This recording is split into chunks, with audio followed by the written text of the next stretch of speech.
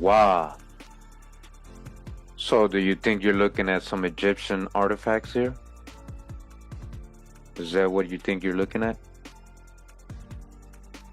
Where is this from? What is this? Let's zoom in a little bit. These are statuettes found in San Salvador. This is from El Salvador. Have we here an archaic Egyptian style? Say what? Some of you may be familiar with these artifacts, especially if you've seen my video, Osiris and Isis statues in America, Acajutla, that's in El Salvador, Toltec chief Palenque, Egypt to marry in America. Go ahead and check out the video. We've actually gone over those statues. Just wanted to show you guys, before we read this book today, they're also mentioned in the statues. And they're asking you, have we here an archaic Egyptian style? Where is ancient Egypt? We've been already going over the information a lot. We are in ancient Egypt. It is in America. Shout out to UBTV. And we're reading the book, The Shadow of Atlantis by Colonel A. Breguin. Alright? The Shadow of Atlantis. This is from 1940. Alright, so I'm in chapter 1 of this book. It says here, until comparatively recent days, serious academical science has absolutely disregarded the legends concerning Atlantis. Alright? So we're going to actually be belly flopping through a lot of this book because it's a lot of chapters, a lot of good info, and a lot of repetitive info that we've already read about the stories of how they got the story of Atlantis from Plato and, from ancient Egypt and all that. So we know all this stuff right here. We're going to get to the really good juicy parts right here. It now appears that Plato and other ancient writers were probably right when they treated as facts the misty legends which circulated in their time among the Mediterranean's people. Just to remind everybody, and this part is letting us know again that Plato was very clear that Atlantis was larger than North Africa, Libya, right? So it's not just there. It's not there because it's bigger than that. And Asia Minor together. Therefore, the dimensions of Atlantis, as given by the Greek philosophers, seem to us rather an understatement. In our opinion, Atlantis must have been a real continent, like Australia or Greenland, alright? A real continent. According to the famous naturalist Buffon, the narrative of Plato does not contain anything improbable. Perhaps, says Buffon, America was once connected by a comparatively narrow strip of land with the Azores group and Ireland. I definitely do think something like that was going on, where the British Isles was more connected to the Americas at some point, even if it was Newfoundland. We find the proofs of this assertion in the following fact: the remains of certain fossil animals and shells peculiar to America have been discovered also in Ireland, but nowhere else in Europe. Okay, nowhere else in Europe but in Ireland. And this, Buffon's opinion, agrees with the work of the scientist Lemaitre, published at the end of the 18th century. Alright, so like I'm saying, yes, parts of Atlantis did sink, but a lot of the other parts are still here. We're talking about America. America. As I stated before, many facts mentioned in this book lead to the belief that during some remote epoch, somewhere on the Earth's surface, there lived a race which developed a high and even refined culture. The geographical boundaries of this culture can be outlined as only conjecturally: on the north, the latitude of Brittany; on the west, the meridian of Guatemala City in Central America; in the south, the parallel of the ruins of Tijuanaco in Bolivia; and on the east, the meridian of Cairo in Egypt. But where is Egypt really, ancient Egypt? It was still here in America, you see? All those three places were here. And Brittany, he just said, might have been connected more to America. But I think that certain information concerning the mysterious prehistoric culture in Central and South America allow us to conclude that the refinement of that culture was due to Atlantean influences. The great age of the former permits us to admit that great age of the latter. It seems that the Atlantean culture, who's this Atlantean culture, reached even the shores of northern and northwestern Africa. All right? It reached, meaning they went over there. It's not original to Africa. They went over there.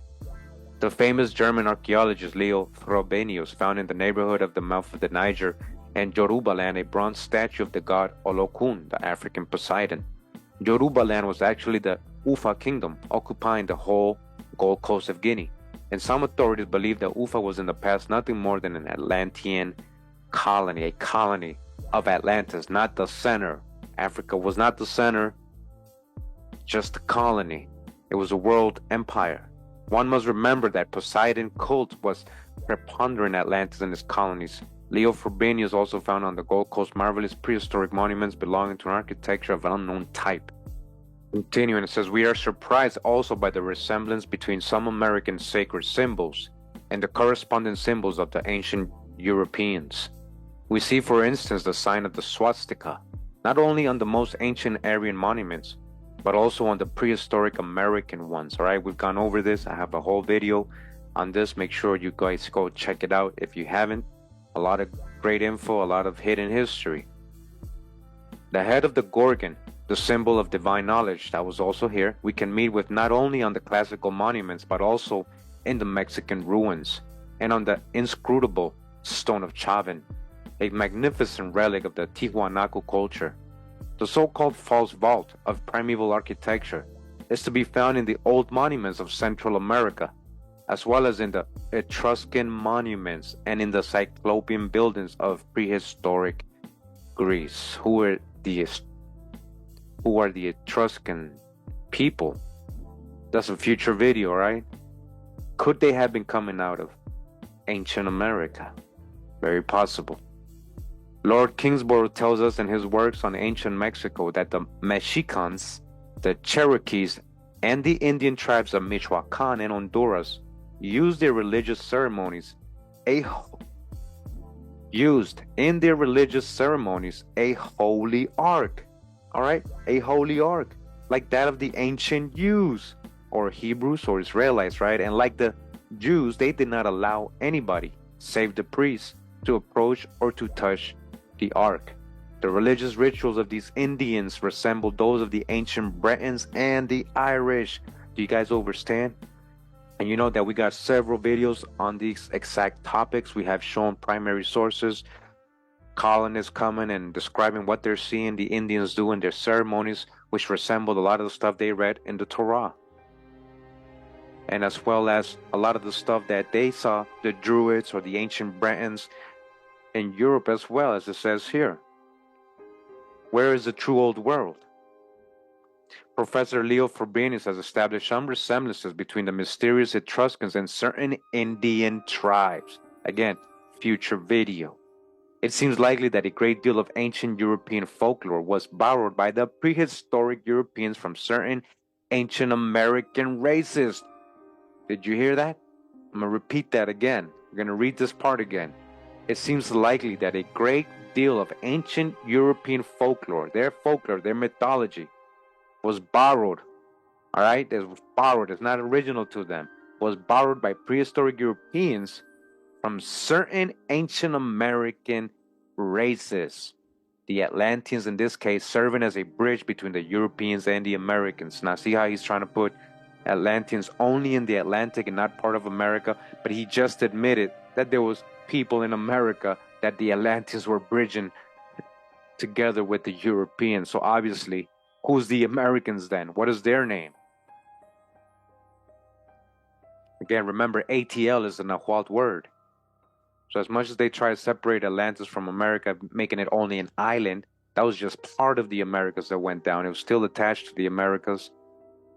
In this respect, the analogies which we find in the legends concerning the world's creation are very interesting. For instance, the Great Flood, as also are the methods of popular occultism employed by the ancient Greeks, Celts, Scandinavians, and Indians, as well as by such ancient Asiatic races as the Sumers, Jews, Phoenicians, and African Egyptians. All right, so that's the hijack with all these tags.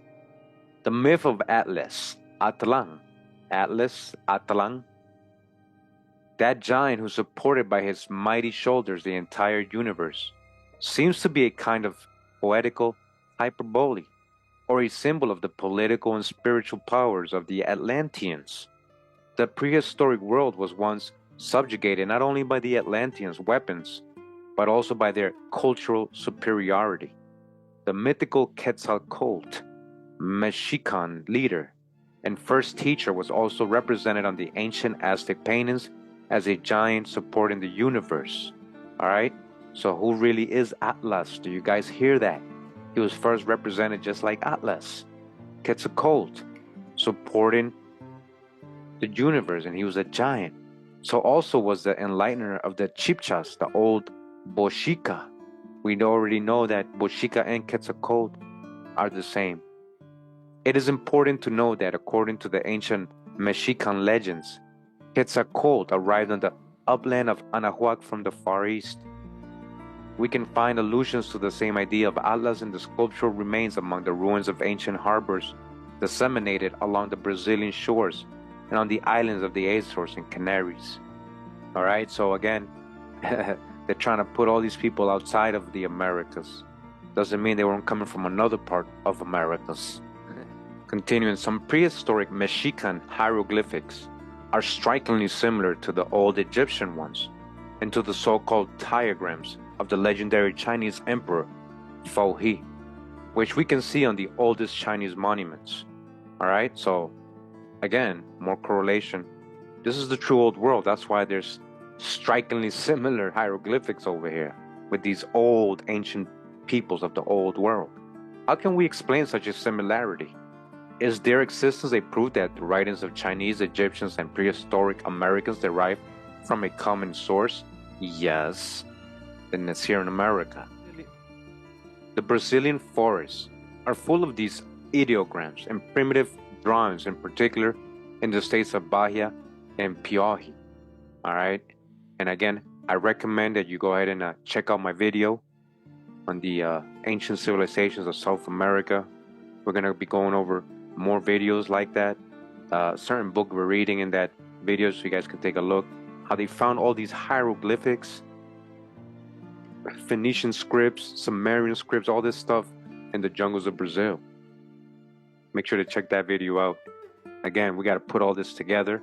And this is just more correlation. Another source telling us, this is real history. This is what they were finding. Again, the Brazilian forests are full of these ideograms and primitive drawings, in particular in the states of Bahia and Piauí. On the Marajo Island in the Amazonic Delta, we see ideograms resembling the old Mexican and Egyptian hieroglyphs, on Fou He diagrams, and on the enigmatical inscriptions of Cyprus. Alright, this is all found in Brazil. Humboldt first drew attention to the resemblance between the old Chinese diagrams and certain Mayan hieroglyphics.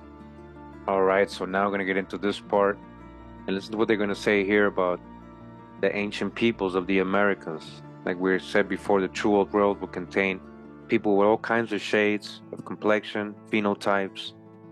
It says here, it seems, however, that this legend makes a mistake in affirming that all Indian tribes once belonged to the same race. The difference of the color of the skin among them is too great. We can find the most diverse shades of pigmentation. While the tribes of Menominees, Dacoits, Sunni, and others are almost white-skinned, they're not white, almost white-skinned, light-skinned, right? The Caddo tribe in Kansas and the Californian Indians, now almost extinct, are very dark. Now remember, we went over the primary sources, the California Indians. Again, another series I have, I believe 3 or 4 parts or that I have on this, the California Indians and how they are being described as, like it says here, very dark complexion. They're even called, like Negroes. They even reference them in these books as so-called Negroes. All right. So, as it says here, the Caddo, Carolina, the Cara does mean dark black. It does. Caddo tribe in Kansas and in the Californian Indians. We can find also tribes with swarthy red, dark red, olive colored. Olive, there's many colors to olive, not just green. There's dark, there's reddish, there's a brown, brown olives, all right, bright yellow. We've seen runaway ads describing so-called Negroes as bright yellow and bronze-colored skins. All right, do you hear that? Those are all people of color, really. Professor Retzios considers that all primeval dolichocephalic tribes in America are very closely related to the Guanches of the Canary Islands and to the races which inhabit the Atlantic shores of Africa. They're related. Who do they come from, though? And when? From where? What time? All the above mentioned races in the dolichocephalic Caribs possess a red-brown skin.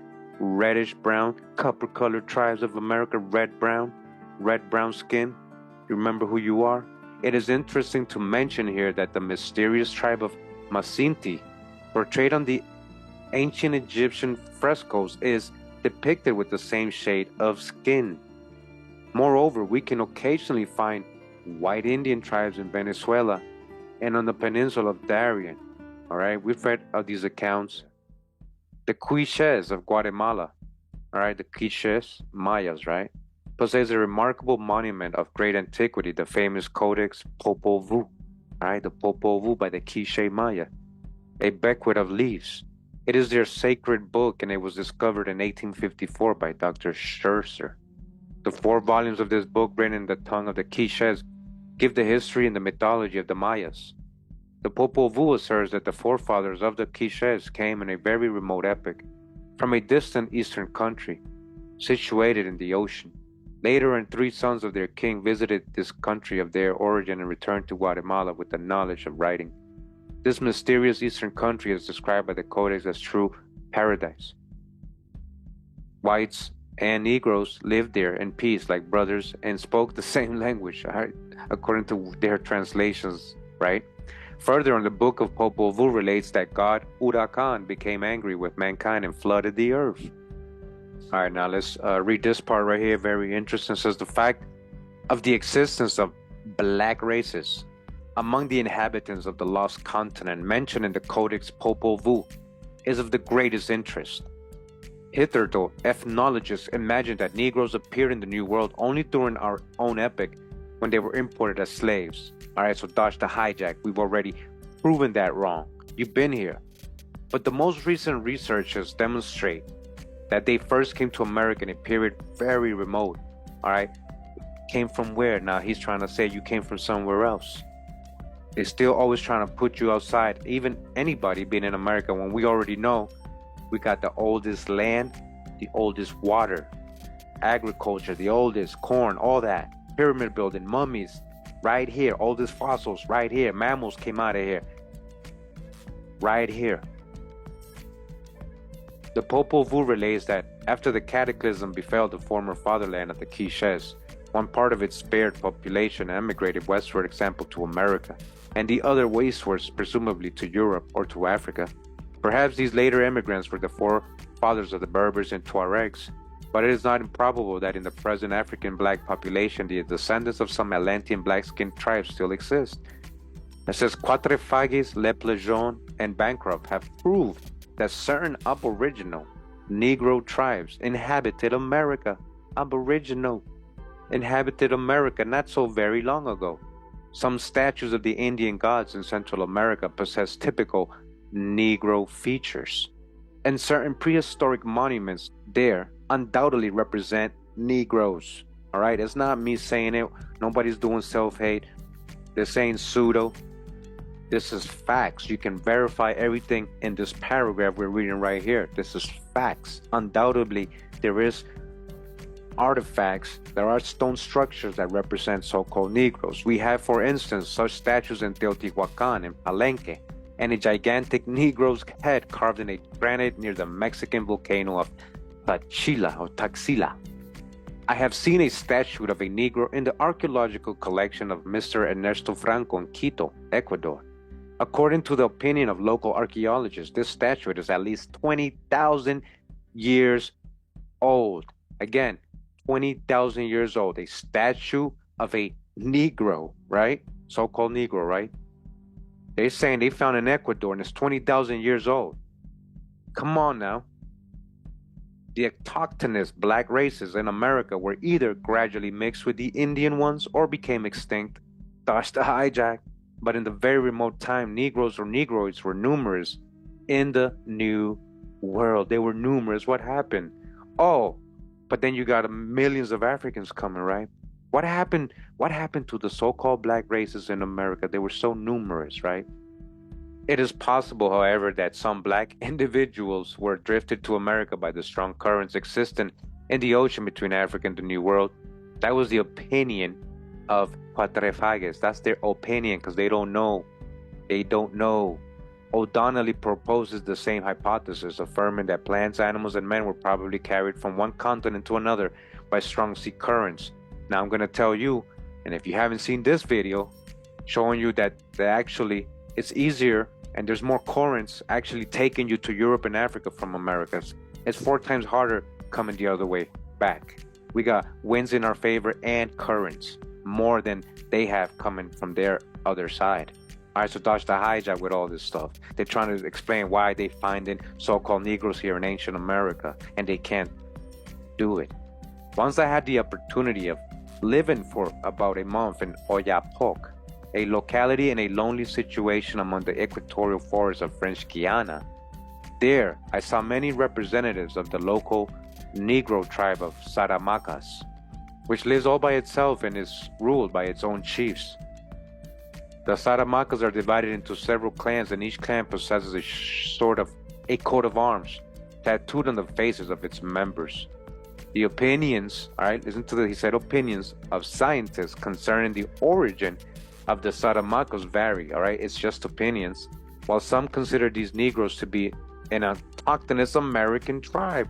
That's it, right there. They are from here. Others think that Saramacas are none else than the progeny of ancient slaves imported into South America, all right? They're talking about the slave trade. No.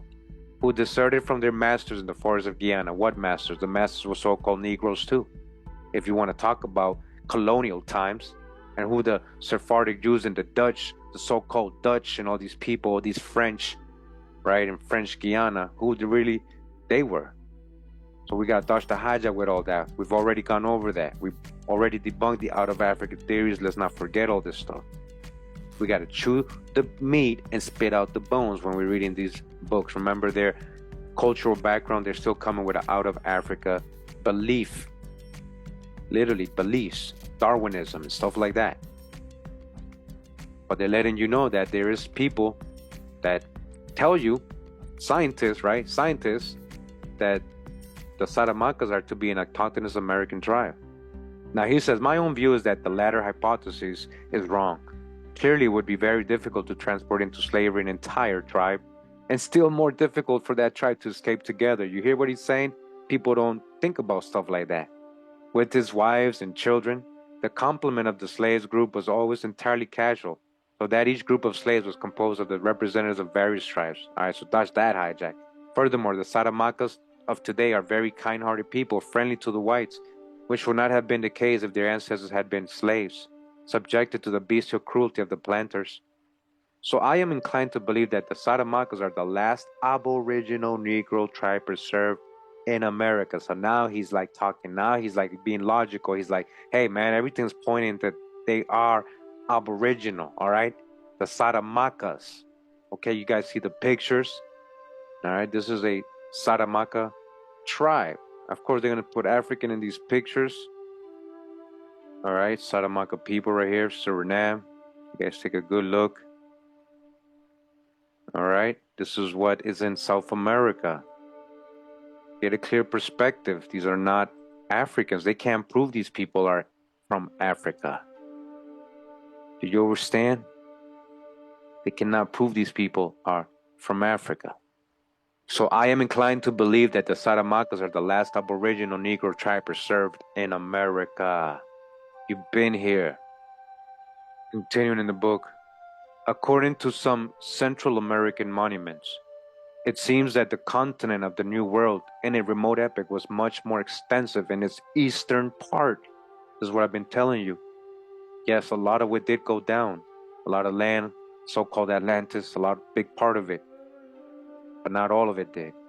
but that a series of terrific cataclysms destroyed a large area of the mainland. The Breton legends tells us that millennia ago, Brittany stretched farther, and the Welsh possess a legend concerning three terrific catastrophes which destroyed a great island in the ocean.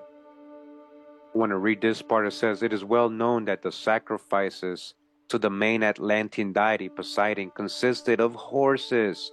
All right, consisted of horses. Now I want to ask you, where did horses originate? Again, if you haven't checked out the video yet, make sure to check out my Ancient Animals of America videos. I have one specifically on the origin of horses. It was actually here in America. Camels, lions, mammals, carnivores, elephants, all that was coming out of America before they went over to that side of the world somehow. But horses, all right? Big one right here, because they're telling you, literally, they just admitted right here, there's another one right here, major drop, consisted of horses. In the ancient world, we're talking about Americas, because that's where they originated. They found horses all over the place here, bones of horses, all types. They'll tell you, yeah, prehistoric. So when we talk about prehistory, right, Atlanteans, prehistory, then we're talking about the Americas, because that's what the Atlanteans did when they supposedly sacrificed anything to Poseidon. It was consisted of horses. Horses originated here. We're talking about prehistory. That's America right here. And the ancient images of this god represent him as driving 6 horses. Again, prehistory, horses originated in America. Also, the goddess Cybele, whose cult was considerable in prehistoric times, was sometimes represented as a horse. And you know what? I never really thought of that when I was seeing all these images of the ancient gods of Greece and the Atlanteans riding horses. The Greeks didn't know nothing about that and all that. The horses were over here in prehistory. It is interesting to note in this connection that there is roughly made stone horse head in the Breton village Kervedal, which itself is situated near Cape Penmark. This latter name signifies in Breton a horse head. Continuing, it says here, the oldest Egyptian papyrus, the so-called Book of the Dead, places the abode of the beatified souls also in the far west, all right, in the far west, not West Africa, farther than West Africa.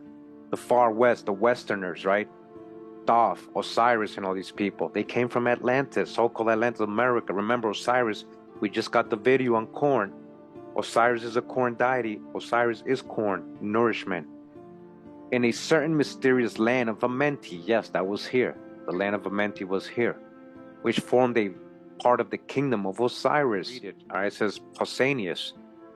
That exact and scrupulous writer mentions a group of islands in the Atlantic Ocean, probably the present Caribbean group, which he calls the Satyrides. The same writer describes also the adventures of a certain Carian, Timus, who was obliged by a storm to land there and was met by some red-skinned people who wore long hair similar to a horse's mane. Pausanias did not explain how Etymus returned home and why his discovery did not give some practical results.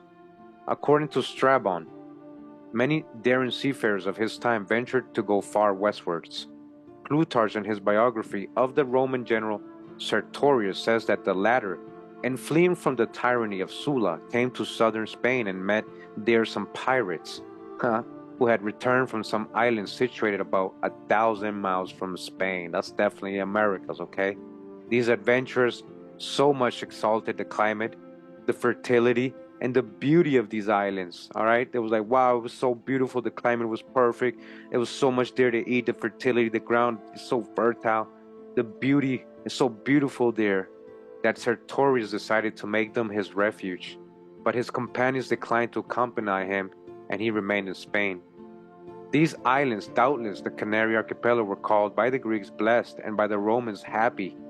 Horace writes, the ocean which surrounds the earth calls us. We direct ourselves to the blessed fields of the happy islands, where every year the soil of Ceres, remember Ceres is a corn deity, it was the same as Corn Mother, gives the crop, all right, they're talking about corn, without being cultivated. Pliny says that these happy islands are situated 750 miles west from Hades, the present Cadiz, okay? That's definitely America. And that the Numidian king Uba of Mauritania visited these islands and intended to develop there the production of purple dye. Besides the detailed description of Plato, we find mention of Atlantis in the works of Diodorus of Sicily, Pliny, Strabon, Timagenes, Homer, Aelian, Cosma Indicopletus, Proclus, Posidonius, Plutarch, Arnobius, and Pomponius Mela. It is proved that the ancient nations of the Mediterranean basin were aware of the existence of a certain mainland beyond the ocean, but sometimes it is difficult to establish exactly whether these notions concern Atlantis or America.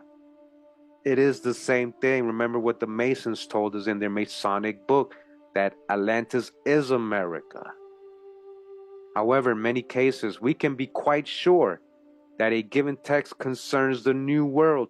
They are talking about America. The Greeks were talking about America. Certainly, the Phoenicians were in commercial relations with some American nations. Now, remember, that's the hijack. When we talk about the true old world, when we're talking about the true promised land, Canaan, where Phoenicians came out of, right, supposedly, that's America. Phoenicians came out of here. They've seen it in reverse. Of course, they were here. And of course, they got proof. That's why they always talk about it. It says, relying upon the Phoenicians' accounts, allude to America. Plato, for instance, relates in his dialogues that beyond the Pillars of Hercules exist some archipelagos, beyond them a vast continent, and beyond that a great sea. It is clear that Plato must have been aware of the existence of America and the Pacific Ocean. Yes, when he said the Great Sea, that was the Pacific. There is no doubt that he received this information either from the Phoenicians or from the Egyptians. These latter, with their very ancient traditions, could know about America and the Pacific Ocean from the inhabitants of lost Atlantis. Moreover, as the reader will see later on, the hypothesis of the American origin of the Egyptians, again, the hypothesis of the American origin of the Egyptians themselves is supported by certain archaeologists. What we've been telling you, who are the ancient Egyptians really? Where is ancient Egypt? Sumeria, it was here in America. All right? Again, more corroboration, another source letting you know it's not mine. Ideas, it's telling you right here of the American origin of the Egyptians. Europeans were not only bold or shipwrecked seafarers who in antiquity found occasionally the opposite American shores. We have at our disposal one account which even proves the inverse. Example, the accidental arrival in Europe of inhabitants of the New World. They're talking about American Indians going to Europe. Remember, we just got our seafaring, ancient seafarers of America videos, a couple of them that we did. You know, we know that we had ships here just like the Phoenicians, you know, big ships carrying 150 people, 200 people, you know, transporting merchandise all over the place, all kinds of merchandise they found in these ships. So they're saying they have another account here of Indians going over there. Now let's read what it says. It says Pomponius Mela in his Chronographia, Volume 3, 5, number 8, which is the oldest preserved geographical treatise, and Pliny, Historia Naturalis, Volume 2, 67, both tell us that in 62 BC, a boat full of red-skinned people of unknown origin was thrown up by the sea waves on the German coast. The king of the Suevians gave some of these men as slaves to Metellus Celerus, the Roman proconsul of Gaul. All right, these Edomites. This occurred soon after the conquest of Gaul, and the contemporaries such as Pliny and Pomponius Mela supposed that at that epoch that the Caspian Sea had a communication through the polar ocean with the Baltic Sea. Therefore, the arrival of Indians on the German coast was explained by the fact that they had made the tour around northern Europe coming from Asia. But later on it was concluded, Gomara, right, in his Historia Generalis de las Indias from 1553, that these newcomers in Germany had been Indians from Labrador. Indians from Labrador. You guys understand this is in BC times. American Indians being recorded going over there, and Gomara, a Spaniard, right, who came, Sephardic Jew Moorish, right, who came, one of the conquistador priests or whatever, he came and wrote in 1553 that those accounts that he had read from ancient Greeks were of Indians from Labrador, Newfoundland. I told you Newfoundland, going over there to the British Isles and to Europe, that was very common. The French King Charles X bought once for the Louvre an ancient bronze bust of one of those Indians of 62 BC from a certain Edmund Durand. The authenticity of this artistic buzz is beyond doubt, and its Roman origin was established by the archaeologist Egger. It is contemporary bronze effigy of one of the mysterious newcomers to Germany of 62 BC. It represents the head of a slave with very large and outstanding ears and a sloping forehead, huh? What does this have to do with the coat of arms, right? And the so-called slave heads that supposedly they were slaves, huh? The skull is dolichocephalic, the superciliary arches being very prominent. The lips are thick, and the eagle nose resembles perfectly an Indian one. In fact, it is nothing else but the head of an Indian. The head of an Indian.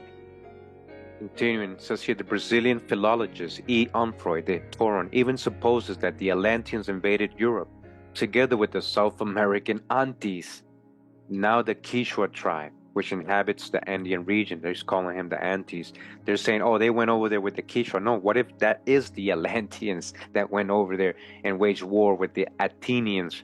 And that's where you get the story of Plato, right? Athenians trying to fight the Atlanteans.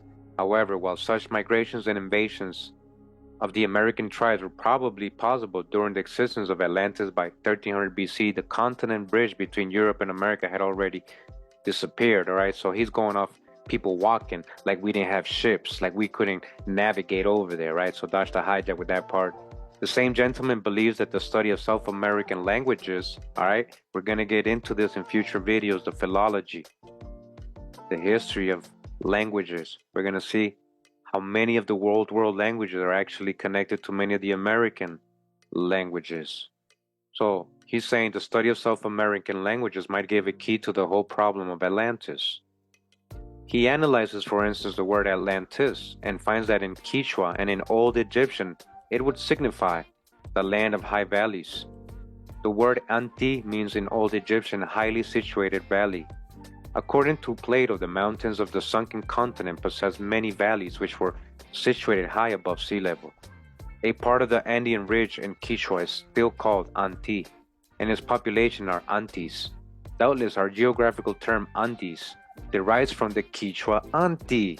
So you guys, that's a big one. So again, in Egyptian, right, the word Anti, as it says here, means highly situated valley, right? Anti, Andi, Anti, again, Andes, that's where you get Andes from, that's the same place. Derives from the Quichua Anti. The word Atlas, according to H.O. de Horon, is composed of two words of the Old Egyptian ATL. Now they gave an ATL to Egypt. All right, come on now. What we talking about? America, Mississippi, Tennessee, Illinois. What we talking about here? Missouri. What we talking about? Mound Valley, Mound Cities, and as which belongs to Old Egyptian and to Quichua. Quichua. This latter language is used as in order to designate the property of, or to express the idea of permanence, but we can analyze the word Atlas also in another way. Continuing in the book, The Shadow of Atlantis. In this part, pay close attention to what they're going to say here. It says the Atlantean capital, the magnificent Poseidonis, is described in detail by the Greek sage. But I feel that the author is somewhat inclined to myth and fancy. For instance, I cannot easily trust Plato's account of many statues of pure gold, Orichalcos roofs, etc. However, listen to this. This description of Poseidonis hardly resembles the account of Cortes to the king of Spain concerning the old Mexican Tenochtitlan, now Mexico City. All right, you heard what he said? They're saying it's hard to believe Plato's description because it's just so fanciful, right? But when you actually read the first-hand account of Cortes, primary source, when you read how he described Tenochtitlan, it actually resembles a lot how Plato was describing the capital of Atlantis. It is probable that the founders of Tenochtitlan, Enoch, right? Enoch, you see the word Enoch in Tenochtitlan, right? The Toltecs or Aztecs, when building their new capital, imitated the old one in Atlantis. Now see how the hijack? Starts the hijack. They're saying, oh, they imitated their old capital. No, that is the capital. Where did Thoth tell you he was coming from? A city in a lake surrounded by two volcanoes, just like Tenochtitlan was in a lake and it was surrounded by two volcanoes. We're just talking about the capital, not the whole of Atlantis, the capital. Many interior citadels with large central squares from which radiated streets crossed by a multitude of canals.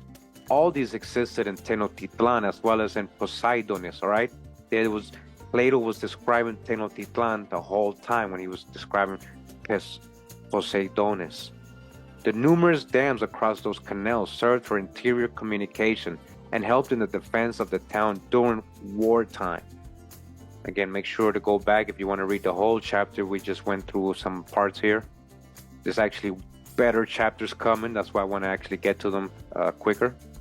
But a lot of good info that I went over here that I didn't read. Make sure to go back and get it yourself. All right, before we go, I just want to go over this information again, in case you never heard it before. This is actually the book New Atlantis. All right. This was supposedly written by Francis Bacon in 1660. All right, 1660. I just want to remind everybody what he said. So on page 2 of this book, he's talking about an island, of a story of these people that went from Peru to China. It says here, the next day's conference relates how that, though they lived remote and unknown to all other nations, yet they had knowledge of that languages, books, and affairs of those that lie at the farthest distance. How the great Atlantis, all right, which we call America, again, how the great Atlantis, which we call America, Atlantis, abounded once in tall ships. Again, Atlantis, which we call America, is the same place. All right, another quick reminder from the book, Ancient Mystic Oriental Masonry. And it says here, and secondly, with the consequent wrecking of the continent of America, when the globe became involved in the consequences of the disorder of the skies, America, known to the mystics as Atlantis, all right, known to the mystics as Atlantis, America, another book telling you, America, known to the mystics as Atlantis, was the seat of the greatest empire that has ever existed. The Masons know. All right, so we're going to get into this book real quick here. I've read from it before a lot of times. It says here, Civilization and the Ancient Egyptians by Katanga Abongo. And she's from Africa. She's going to let you know who was first and who civilized Africa. We go right to the introduction of the book. And she says, the idea that it was Europeans who introduced civilization to Africa is one of the biggest historical myths. In fact, evidence from archaeology, oral history, traditional languages, and cultural practices strongly indicate that it was the South American Indians who introduced civilization to Africa. Okay, some 7,000 years ago. Who? South American Indians, people from America, so-called Atlantis, right? She's letting you know, and she's from Africa. Who civilized who? Who brought corn over there? We're going to see. Who brought corn over there to help them get civilized? South American Indians. 7,000 years ago, long before the Greek and Roman civilizations emerged, the South American Indians had introduced civilization to Africa, thereby making Africa the second continent in the world to become civilized.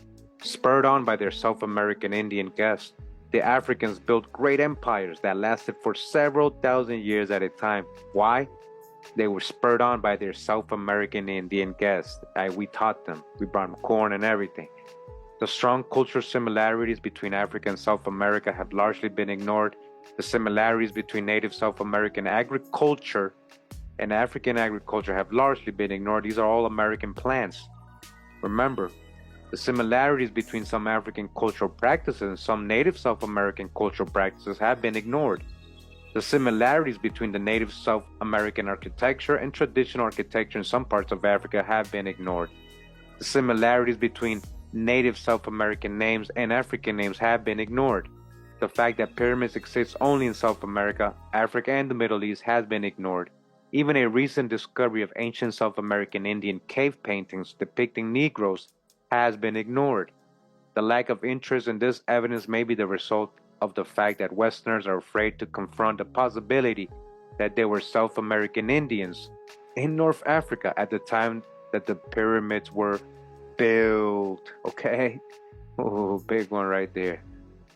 So we're gonna belly flop a little bit to chapter 1. It says here the South American continent and the evolution of civilization. One of history's biggest myths is that civilization started in the Middle East. European historians made this claim and have perpetuated this myth for well over a century.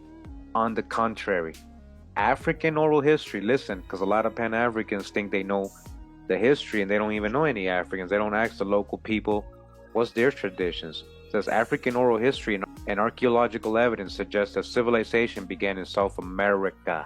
Again, civilization began in South America. All right?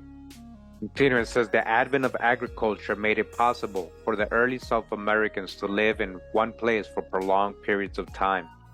The constant interaction between humans living in large groups in the same place for prolonged periods of time eventually led to the evolution of technology. It is difficult to estimate the time frame in which primitive technology in South America began. It is also not certain how it began. However, about 10,000 years ago, the native South Americans began evolving an amazing technological base. Before long, they had started building an advanced civilization. Now, remember, this is around the same time they're saying they developed maize, right? 10,000 years ago. Before long, they had started building an advanced civilization. The ancient South Americans were incredibly ingenious. About 8,000 years ago, they had built an advanced civilization from scratch. Archaeological evidence indicates that the center of this great civilization was in present-day Peru. Perhaps the most important invention of the ancient South Americans was clothing. It was the ancient South Americans who invented cotton-based clothing as we know it today, okay? It was from here. They also invented the loom. Cotton is a South American crop, all right? Cotton. It was the ancient South Americans who figured out an ingenious way to transform cotton into clothing. Cotton-based clothing quickly replaced animal skins as the main form of clothing. The great civilization that the ancient South Americans built is best known for pyramids. Pyramid technology is a native South American invention, okay? It was invented here, it was from here. And it was probably the greatest invention. It's not from Africa. The oldest pyramids are right here in Caral Super, Peru. The South American Indians are the only people who ever built pyramids at the height of their civilization. All right, so just wanted to go ahead and get into this book real quick so you guys can see. They're also letting you know, even people from Africa letting you know. All right, so, we know the true old world is here in America. We know Atlantis is America. All the civilizations, all that. We know maize is a native plant of America. We just read that Africa, these West Africans, a lot of these people go back to America and that they were civilized by South American Indians. Now look at this article right here. We're in the Current Anthropology magazine or journal, volume 12, number 3 from June 1971. Here you can see the pages. This is from the University of Chicago on behalf of Wenner Grant Foundation for Anthropological Research, all right? Maize and the Monday Myth by M.D.W. Jeffries. Yes, maize and the Monday Myth. And the Monday from Africa? How do they have maize if maize is a native plant of America?